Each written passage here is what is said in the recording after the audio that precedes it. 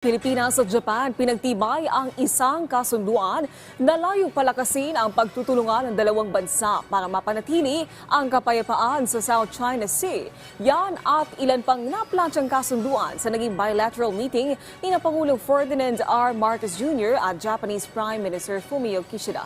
Nagbabalik si Alan Francisco sa sentro ng balita. Sabado ng gabi nang makadiner ni Pangulong Ferdinand R. Marcos Jr.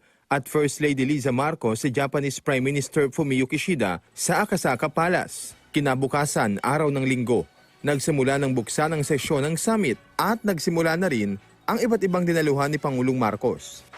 Sa bilateral meeting ni Pangulong Marcos kay Japanese Prime Minister Fumio Kishida, sinabi niyang kapwa makikinabang ang Pilipinas at Japan sa planong Reciprocal Access Agreement sa pagpapanatili ng kapayapaan at stability sa Indo-Pacific region. Inaasahan na ang RAA na ito ay magapaigting sa maritime cooperation. Mahalaga ito ayon sa Pangulo dahil makatutulong ito sa pagpapanatili ng kapayapaan sa South China Sea. Matapos ang bilateral meeting ay dalawang kasunduan ang nilagdaan ng dalawang bansa na mula sa parehong mga Coast Guards at Environment Departments na kapwa sinaksihan ni President Marcos at Prime Minister Kishida.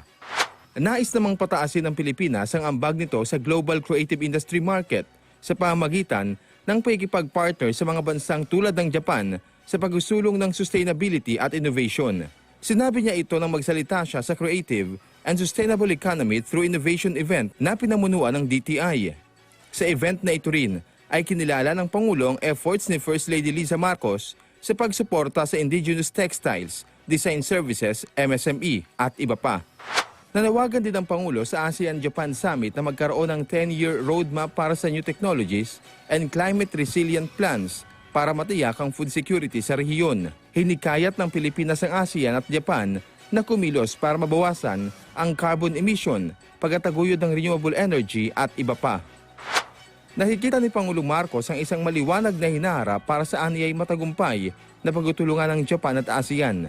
Sinabi naman niya ito sa kanyang talumpati sa Heart to Heart Partners Across Generations event kung saan nagbalik tanaw siya sa kontribusyon ng Japan sa peace and stability sa rehiyon. Tinukoy rin ng Pangulo ang mga programa sa Pilipinas na nagtataguyod ng kapakanan ng mga kabataan sa tulong ng Japan tulad ng Genesis Program at Sports for Tomorrow Program.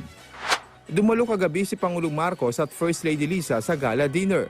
Nasaksihan din ng Pangulo ang pagpapailaw sa iconic na Tokyo Tower. Pinailawan din ang Tokyo Tower ng red, yellow and blue na siyang mga kulay na ASEAN flag at ng commemorative summit logo.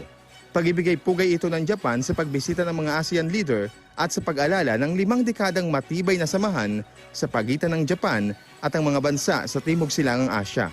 Alan Francisco para sa Bayan, Tokyo, Japan.